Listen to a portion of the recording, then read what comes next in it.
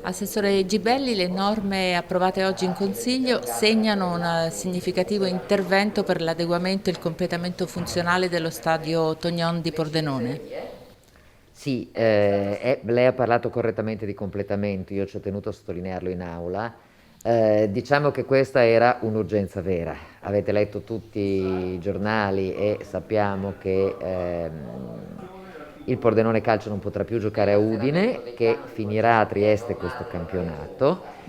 Ed essendoci lo stadio Tognon, che era già stato realizzato e finanziato dalla regione per ospitare partite di serie professionistiche e non solo dilettantistiche o semi-pro, ha bisogno di questo completamento che riusciamo a realizzare con un investimento tutto sommato contenuto e quindi devo dire che il Consiglio all'unanimità, tutti i capigruppo di maggioranza e di opposizione hanno sottoscritto la richiesta alla Giunta e la Giunta ha accolto questa richiesta perché risolviamo un problema oggettivo.